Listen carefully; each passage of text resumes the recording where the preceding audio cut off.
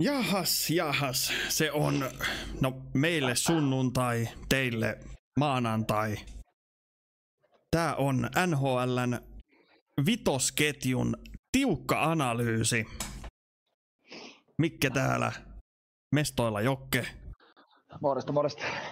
Ja. Tää on tosiaan tämmönen pyrimme tekemään tämän joka viikko. Tämmönen katsaus, että mitä NRissä oikein tapahtuu. Ja. Joo, niin kuin sanoin, niin minä ja Jokke ollaan vitosketjussa. Peliaika on vieläkin 0 tällä kaudella, mutta katsotaan jossain vaiheessa. Joo, ihan mielenkiintoinen viikko on ollut. Viikko takana. Ihan. Nyt lähdetään sitten purkamaan. Ihan silleen niinku. Ihan semmonen kiva. Joo, no siis. Ei nyt silleen voi sanoa, että mitään hirveitä yllätyksiä nyt on tapahtunut, mutta kyllä me jotain pientä löydettiin kumminkin, mistä pistää tää viikko käyntiin. Tai oikeastaan lopettaa tää viikko. Joo. Paitsi että tää video tulee ensi viikolla. Anyway. Mennään heti ensimmäisen asian kimppuun, joka on tietysti näin niin kuin hieman torontolasit silmillä otettu juttu esille, niin Toronton ykkösketju, Matthew Nice, Auston Matthews, Matias Maccelli on ollut täysin pimennossa 2 ekaa peliä. Siellä ei ole tapahtunut yhtään mitään. Omassa päässä sitä kiekkoa nysvätään ja nisvataan ja sitten kun päästään pois alueelta, niin hypätään vaihtoon.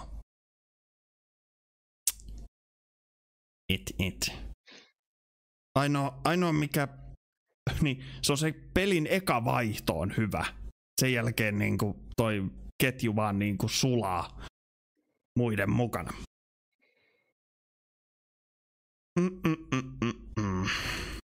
Joo. Mutta mennään sitten hieman ei niin lasien läpi katsottuun aiheeseen, joka on, että Itse asiassa, tarran tähän nyt, kun otetaan nämä lasit päähän, niin mä voin Tampasta sanoa saman verran kanssa. Tosissaan siinä ekas pelissä, sehän oli ykköskenttä, meillä se asia meni toisinpäin. Meillä oli se ykköskenttä, mikä teki ekas pelissä kaiken käytännössä. Et toinen pinnat. Ja kaikki 3 muuta kenttää oli aivan pihalla. Ihan niin pihalla kuin pihalla vaan voi olla. Toisessa pelissä tämä asia kääntyi päälailleen. Ykköskenttä ei tehnyt mitään. Ja sitten taas kaikki 3 muuta kenttää pelasi. Ekan pelin jälkeen ykköskenttä on ollut silleen, että eiköhän tää ollut tässä, että teidän vuoro välillä. Kyllä, paitsi toi meidän neloskenttä nyt sitten tietysti, toi junnukenttä plus Holmberg, niin on ollut pimennossa aika lailla kaikki. Ihan samaan tapaan. Joo. Tossa niin Jokke nosti esille, kun tehtiin tätä meininkiä, tätä pientä listaamista päästä aiheisiin, niin niin heti kauden alkuun välipäivä. Miksi? Joo. Sitä samaa tuossa mietittiin, että mä tarraan yhteen semmoisen uutisen, kun mä löysin tästä aiheesta. Niin NHL-komissaarilta Gary Bettmanilta oli kysytty haastattelussa, että kuka harjoittelija on oikeasti laatinut nämä aikataulut. Että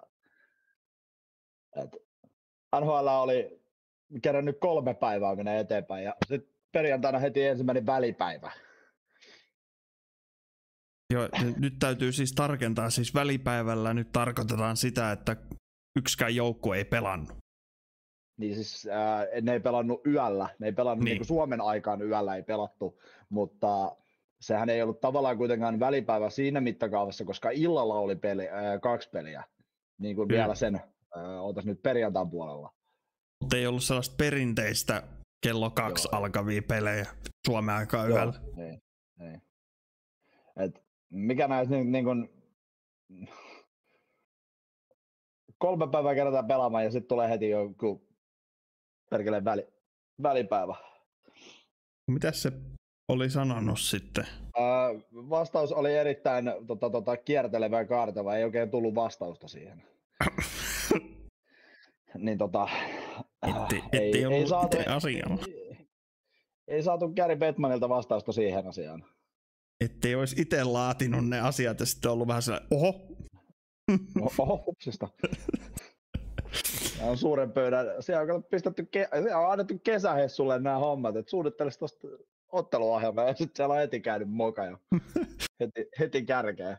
Muistan joskus niin way back, ennen kuin olin varsinaisesti edes Toronto-fani, niin Torontolla oli 2 peliä ja sitten tuli joku 4 päivän tauko.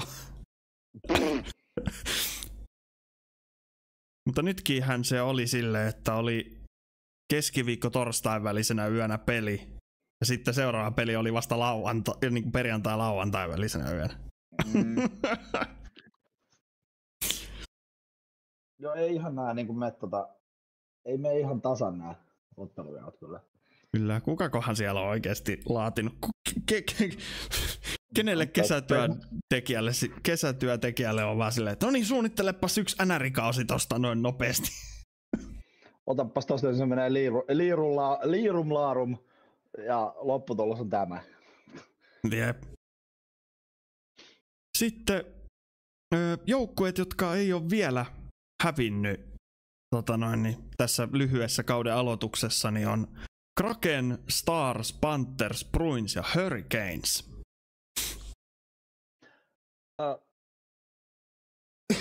Siis Florida nyt on jälleen kerran heti kauden alkuun huomataan, että siellä kaikki vaan toimii. Jep. Noi kaikki 3 ottelua, mitä ne on voittanut, niin ne on vielä kaiken lisäksi päättynyt varsinaiseen peliajalla voittoon. Toisin kuin nämä kaikki muut 2 joukkoa, ei kun 4 muuta joukkuetta, niin siellä on toinen voitettu niistä, niin se on ollut niin kuin jatkoajalla tai rankkareilla. Mutta Florida on onnistunut puhtaasti voittamaan nämä. Niin. Tuosta niinku vois noista niinku, jotka on tuossa listalla, niin Panthers ja Hurricanes nyt on ehkä sellaisia, mitkä vois sanoa, että ei yllätä. Niin. No eikä toi Dallasikaan nyt silleen oikeastaan. Joo, unohin kokonaan, että se oli tossa. Mutta Kraken ja Bruins. Joo, mutta no siis, jos mä nyt muistan oikein, niin tämähän on perus Bruins-toimintaa, että siellä alkukaus vedetään hyvin, mutta sitten ennen puolta väliin niin alkaa semmoinen alamäki. Alkaa sulaminen. Kyllä, ja Seattlekin on semmoinen ailahteleva jengi, että se välillä saattaa voittaa sen monta peliä niin kuin Suomessa putkeen. Tulee 5 pelin voittoputkia ja sitten hävitään 10. Niin, ja sitten taas voitetaan 5 ja hävitään 5 ja ynnä muut. Se ei, toi on ihan perus Kraken toimintaa kyllä, että nyt kun näihin maalieroihinkin pureudutaan tässä, niin toi Seattlen maaliero 5 tehtyä, 2 päästettyä, niin puhutaan semmoisista määristä, että toi ei ole vielä mitään. Jep. Plus verrattuna vaikka näihin Dallaksen ja Floridan ja näiden. Ja vaikuttaa varmaan myös se, että ketä vastaan ne on pelannut. Joo, no siellä on ollut vastassa Vegasia ja Anaheimia. Niin Oho, kumminkin Vegasia vastaan. Joo, se peli päättyi itse asiassa varsinaisella 1-1. Ja Seattle voitti sen jatkoajalla sitten. Kova. No sitten päinvastaiseen statti, eli jotka ei ole vielä voittanut tällä lyhyellä kaudella, niin Sharksit, Blackhawksit, Flyers, Lightning, Islanders ja Buffalo. Mitä tästä voidaan päätellä? No siis henkilökohtaisesti toi San Jose ja Chicagon keissi, eikä oikeastaan tuo Buffalon asia, toi ei yllätä millään tavalla. Ei. Mut sitten jos tästä nyt ruvetaan pureutumaan asioihin, niin Flyers, Islanders, Tampa, mitä helvettiä siellä tapahtuu? Siellä on dieselikone vähän hitaasti käynnisty. Joo. Äijät on vieläkin kesälomalla.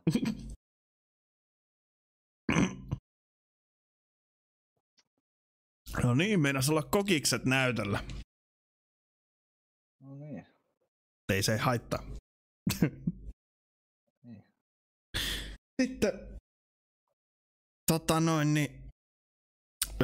Black Hawksista tämmönen nosto, että Connor Bedard on niinku sanottu, että puolustuspelaamista pitäisi parantaa. No, ainakaan vielä tässä lyhyessä kauden aloituksessa sitä steppiä ei ole nähty. Joo, eikä se siis, mitä hänen pelaamistaan katsoi jo viime kaudella. Mä itse katsoin sen kauden avauspelin Floridaa vastaan, mikä tosissaan pettyi 3-2 varsinaisella Floridalle, niin siinä kohtaa, kun mä sitä peliä kattelin, niin mulla tuli Bedardista vaan semmonen, tää saattaa mennä hieman huumorin puolelle, varoitani valmiiksi, mutta siis tosissaan tein siitä semmoisen havainnon, minkä mä rakensin muutamaan hassuun lauseeseen. Eli Bedard on kuitenkin, me puhutaan ykkössentteristä, kuka on, kaikki tietää, se on todella lupaava, todella niin kuin mahdollisesti lupaava pelaaja. Ja hänellä on, toivotaan, että upea ura myös tulossa vielä. Toki hän on hieman pelaajana semmoinen, niin kuin nuoret pelaajat on, tosi arrogant, itse varma, eikä siinäkään siis mitään. Mutta kun ylimielisyys alkaa tulla niin kuin näkymään läpi, niin sitten aletaan olla jo vähän väärässä suunnassa. Bedard tosissaan, kun nyt tästä puolustamisesta puhutaan, niin hän on sentteri, mikä tarkoittaa, että hänen pitäisi tulla käytännössä kolmantena alas sieltä. Olla ekana hyökkääjistä alhaalla käytännössä. Ja hän tulee alas kuin laituri ja puolustaa kuin D-junnu. Se on aika hyvä summeri kyllä. Se, että sä maailman parhaimmassa jääkiekkoliigassa puolustat kärki ykkössentterinä edelleen kuin D-junnu. Kyllä. Niin ei, se on vaan ei. Ja sit niinku Bedardin tapauksessa, niin kun on ykköskentän sentteri, ketä vastaan sä pelaat? No muiden joukkueiden ykköskenttää, välillä kolmoskenttää. Niin. Kakkosta. Ykkönen, kolmonen voisin sanoa. Niin ei siinä kyllä riitä semmonen B-junnujen puolustus ja laitureitten alastuleminen, että pitäisi niinku tehdä töitä. Ei, kun siis D-junnut on 14-vuotiaat. No. Se on tässä se kaikista niinku kamalin asia. Kyllä. Ja siis se kertoo tosta tietystikin, siis Bedardi on vain yksi osa sitä puolustamista koko joukkueessa. Mutta kyllähän toi maaliero 7 tehtyä ja 10 päästettyä, niin kyllähän toi jotain kertoo. Kyllä.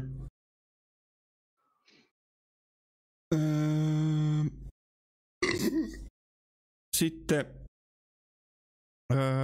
Vegasin outo kauden alku.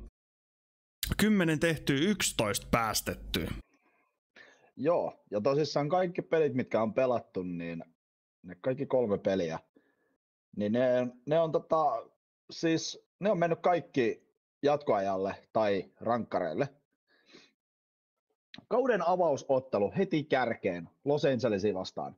Peli päättyy 5-5. Jatkoajalle ei saada mitään merkitystä asialle, joten se menee rankkareille. Tämä on se sama ottelu, missä Pavel Dorofeev teki hattutempun. Ja sitten oli vielä kaiken lisäksi Vegasin ainoa rankkarin osunut pelaaja. Seuraava peli heti päättyi voittoon jatkoajalla 3-2 ja San Joseta vastaan. San Joseta vastaan vieraissa 3-2. Anteeksi, 3-3. Mitä? What? Ja sitten vielä hänen huipuksi toinen vierasottelu Seattlea vastaan. Peli päättyy 1-1. Ja jatkoajalla Seattle voittaa. Ja Vegas valoja päälle. valoja päälle. Ja siis, jos nyt miettii, niin eihän toi maaliero nyt, niinku, sehän on -1. Niin eihän se nyt kuulosta paljolta. Mut sit kun ottaa sen tehdyt maalit pois, ja päästettyjä on 11, niin kyllähän siellä nyt jonkinlainen imuri niinku imee niinku tolppien väliin. Joo, ja siis tosissaan näin kauden alkuun, kun katsoo, niin se että kuitenkin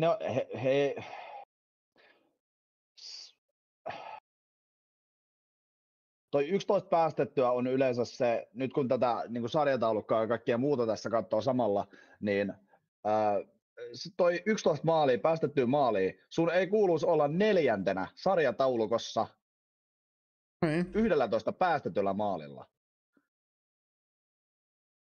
Toi 11 päästettyä maalia, sun pitäisi olla sen logiikan mukaan, sun pitäisi olla viimeinen.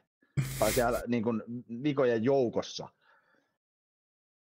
Mutta tosissaan nyt kun ollaan vielä niin alussa, niin toi ei näy missään. Jep. Ja sitten toi lukema ei näytä niin pahalle. Mutta kyllähän se nyt kertoo, että joko siellä ei puolustus toimi, tai sitten maalivahti on ollut aivan perseestä, että... Niin. Ja onhan se kumminkin, että jos sun 11 menee omiin, niin sun on tehtävä ihan helvetisti maaleja myös, että siitä pelistä tulee niin kuin jollain tavalla, että se on voitettavissa, niin sekään nyt ei välttämättä ole se niin kuin avain success. Joo, ja siis tähän on olemassa semmoinen termi kuin hurlum hei jääkiekko. Coast to coast. Kyllä. Pitkä pääty ja perä, ja sitten ruvetaan toivomaan, että kaikki tähdet osuu kohdalle. Pitkä pääty ja perä, ja sitten rukoilla. Ruvetaan pelastaa keskellä räppikiekkoa. Ja... niin anti-jääkiekkoa kuin anti-jääkiekko voi olla. Me puhutaan kuitenkin maailman paremmasta NHL, tai niin jääkiekkoliigasta, ja tulos on toi. Jep. Sitten Buffalon paska alku. 1 tehty maali ja 7 päästettyä. Jälleen kerran kysymyksenä, että yllättääkö tämä ketään? Mut onhan toi nyt katastrofi käytännössä nyt jo. Ja kun me puhutaan Buffalosta organisaationa itsessään, siellähän ei ole mikään toiminut missään vaiheessa. En mä, ainakaan sen aikaa, mitä mä oon NRiä tuijottanut, niin se Buffalo on ollut aina semmonen heittopussi. Joo, ja siellä ei muutenkin, siellä hoidetaan kaikki trendit ja kaikki muut aivan niin kuin siis... Aivan pisihelvettiä. Ekana tulee mieleen Jack Eichelin vaihto, kun ei haluta tehdä leikkausta, niin sitten vaihdetaan pelaaja. Sitten käy leikkauksessa ja aivan unelma. Niin, ja nyt tässäkin on käynyt taas se tilanne, että sinne hommattiin ne Kesselringit ja kumppanit heilumaan, niin ja nyt Kesselring ja Power on loukkaantuneena. Noniin, no sehän meni hyvin. Ja tosissaan siellä on myös semmoinen tilanne tällä hetkellä Buffalo, että ykkösmaalivahti Ukko-Pekka Luukkonen on loukkaantunut. Jolloin Alex Lyonista on tullut ykkösmaalivahti. Ei juman kautta, olisikohan niin Buffalon aika soittaa meille, että päästäis vähän pelaa. He ei ole kuitenkaan ollut pudotuspeleissä sitten kauden 2011. Että Ne on ollut pidempään pois playoffeista, kun mä oon seurannut NRiä.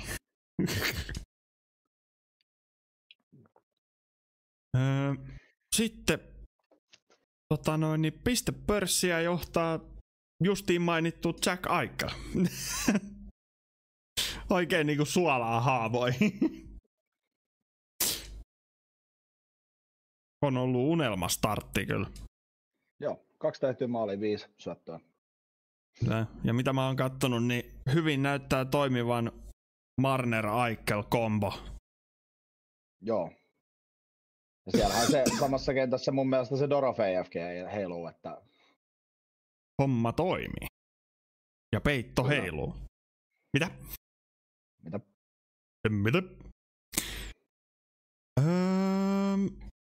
Sitten päästään ehkä niinku tähän jakson pihviin. Elikkä extensioneita on joukkueet jaellut. Ja ensimmäisenä käsittelyyn niin Edmonton Oilers teki jatkosopimuksen puolustajan Mattias Ekholmin kanssa. Se on 3-vuotinen ja 4 miljoonaa per kausi. Joo.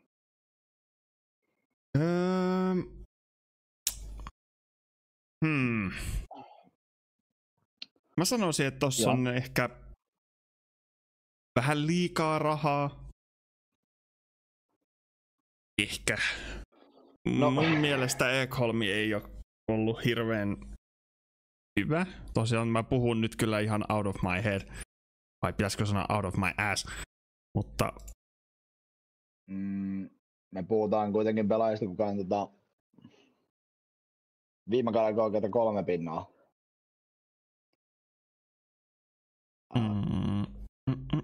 Kyllä, 30 pinnaa ja nyt mennään kiikareille. Joo. Mutta toisaalta 2 peliä vasta pelattu. Että. Niin. Mut silti. Mitäs täällä on sitten? 30 pinnaa, 45 pinnaa. Okei, no sit. Mä ymmärrän sen, että mistä se on. Mä ymmärrän kyllä, mistä se on saanut sen 4 miljoonaa tässä tapauksessa. Ja playoffeissa pelannut ihan jees. Niin. Ja hän on tosissaan Daniel Nursen puolustajapari. Niin. No siinä on kyllä. Okei, no sit mä ymmärrän täysin, mistä se on sen saanut sen soppari. Ja tosiaan siis sehän alkaa vasta ensi vuonna. Toi 4 millin soppari. Kyllä. Että ottihan se niinku, nyt sillä on 6,25, niin otti pientä discounttia. Jos niinku miettii silleen. Ja on aika kovat pisteet, jos on Nursen pakkipari. Luulis, että hänen pitäisi olla se puolustava puolustaja siinä pakkiparissa. Niin. Nursesta meinaan ei ole siihen hommaan. No joo, ei. No mitäs tää nyt on? 35V. Eli 39 kun toi loppuu. About. Joo. 15 vuotta viettänyt NHL:ssä. Se on aika kova kyllä. Aika kiitettävä. 1000 peliä alkaa lähentyä. 884 väliä vissiin tällä hetkellä.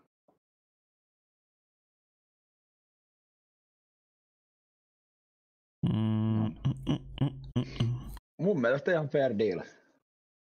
Kyllä. Nyt kun katsoo miten hän on pelannut, niin on kyllä ihan fair deal. Mä puhuin out of my ass. Jotenkin mulla on aina ollut sellainen tunne, että Ekholmi ei ole hirveän semmonen. Se on niinku semmonen keskinkertainen puolustaja. Niinku, se on ollut aina se mun kuva Ekholmista, mutta olen väärässä.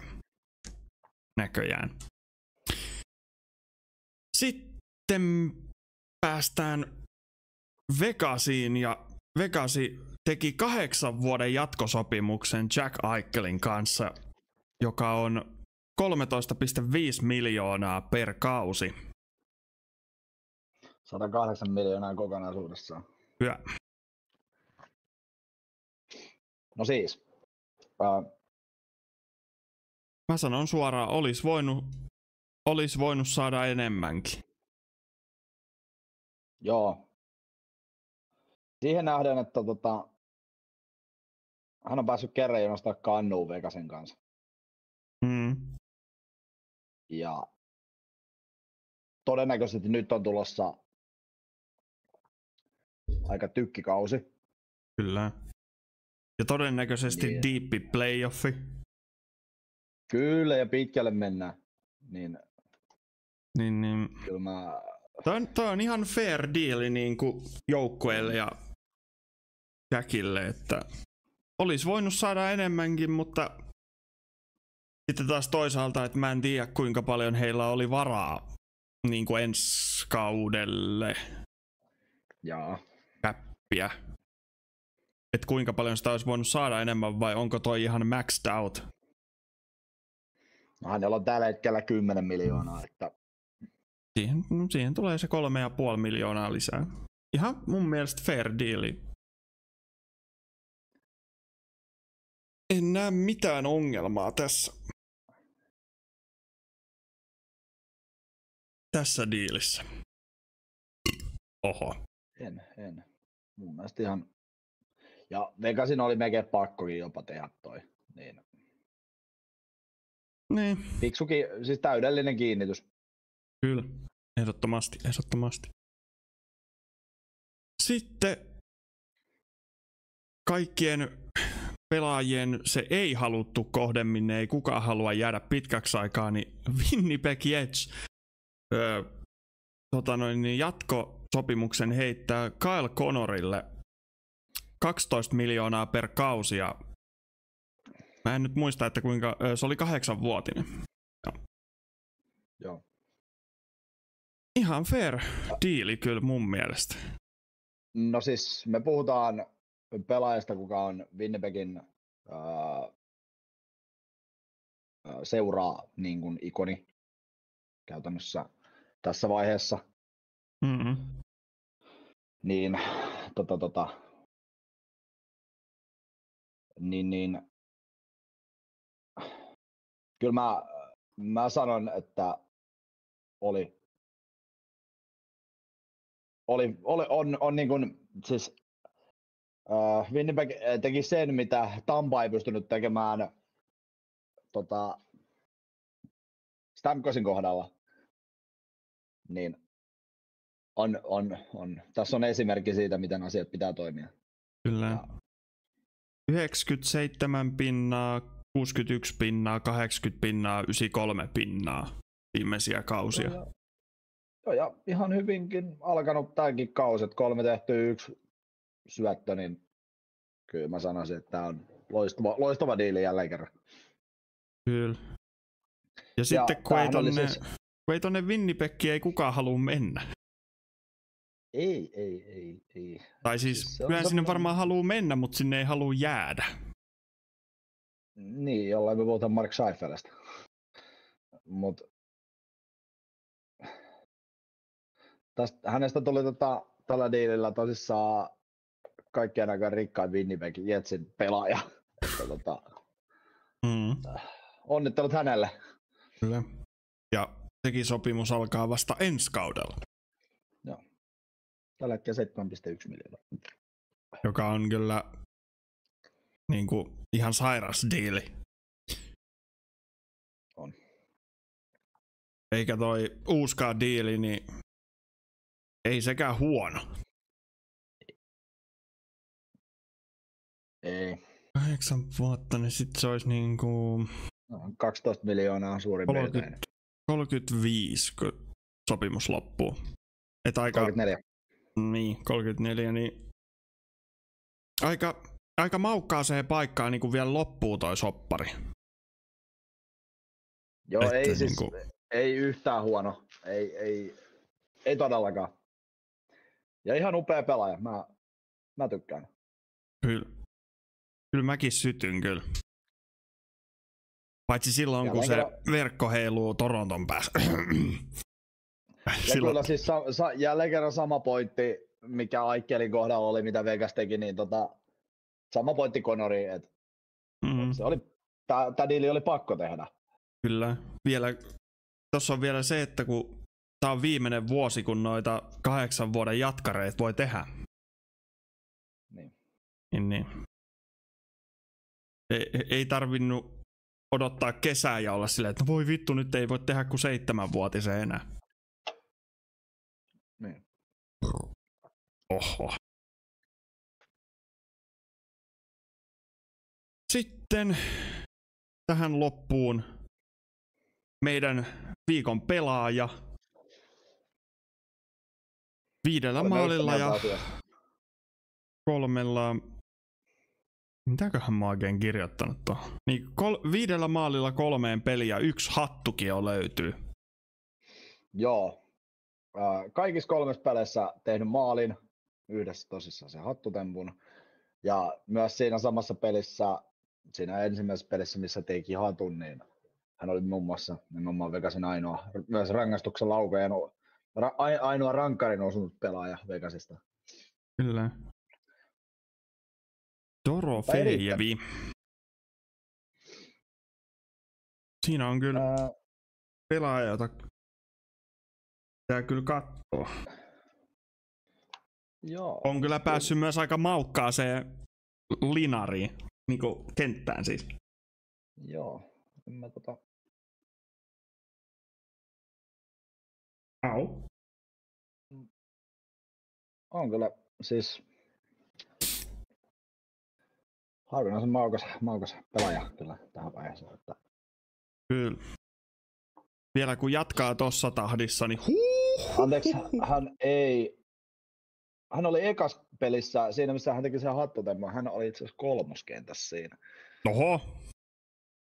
Ykkönen oli Barbasev, Aikel, Marmer, mutta se kolmikko teki myös sitä tuhoa, että Aikel siihen ekaan peliin 1+3.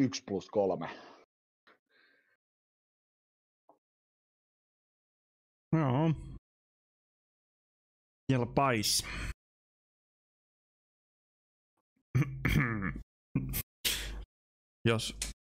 jos ootte kattonut noita TTA-videoita, niin kelpais toi 1+3. Ja kyllä itse asiassa nähtävästi Dorofejev on itse asiassa kolmoskentään nähtävästi lukittu. Hän on... No, jos homma toimii tohon tahtiin, niin miksei? Niin. Ja hän on ylivoimalla erittäin vaarallinen. Hän on tehnyt kaikki. Hän teki kummassakin jälkimmäisessä pelissä maalin ylivoimalla. No niin. Siellä hän on Stonen ja Aikelin kanssa. No se. Siinä on kyllä... Jaiks. Joo, ja jos jatkaa tuolla tahdilla, niin... Taivas on rajana. Anteeksi, nyt on vielä lisänä tähän.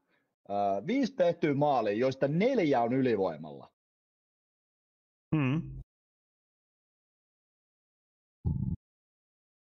Ja kaikkien näiden ylivoimien syöttäjät on ollut Stone ja Aikel.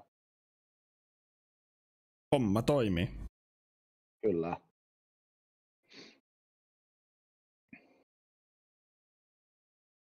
No se selittää kyllä, että miten sillä on maaleja, kun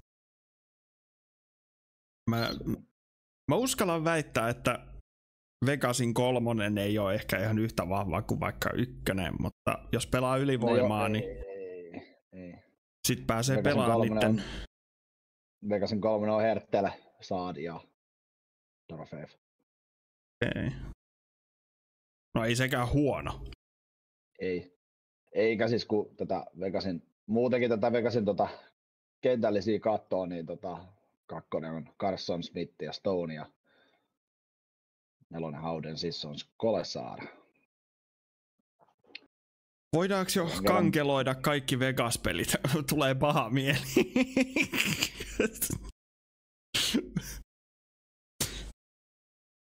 Toisaalta se, että niin kuin semmoinen Vegasista pitää kyllä sanoa, että jos on pelaaja, joka ei pärjää, niin se on kyllä hyvin nopeasti oviheilu. Joo, ei Vegasissa katsella sellaista niin kuin tekemättömyyttä. Vegasissa on tekemisen kulttuuri.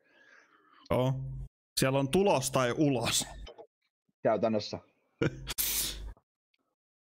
Joo. Onko vielä jotain, mikä tulee mieleen?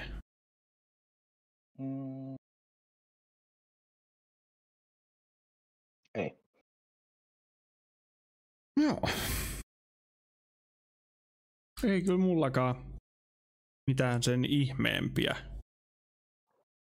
tuu kyllä mieleen. Jos näitä joku katsoo, niin kirjoita kommentteihin, että vaikka mitä mieltä saat noista extensioneista, jatkosopimuksista siis. Ja miten on, kirjoita vaikka, että miten on sun lempijoukkue omasta mielestä pärjännyt, että tosin sitä näyttöä on aika vähän, mutta silti. Ja vitosketju palaa takaisin asiaan. No me ei voi olla vaihossa, jos ollaan vitosessa. Buffalo voisi kyllä soitella vähän. No.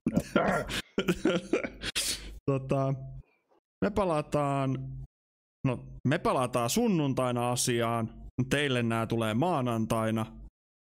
Niin. Saatte taas tiukan vitosketjun analyysin. Ja milloinkohan oli Toronton seuraava peli, niin sen pelin jälkeen, olisiko se ollut maanantaina? No kumminkin Toronton pelin jälkeen tulee sitten. Ensi yönä. Joo. Maanantai tiistai välisenä yönä. Niin silloin tulee sitten TTAta jälleen kerran.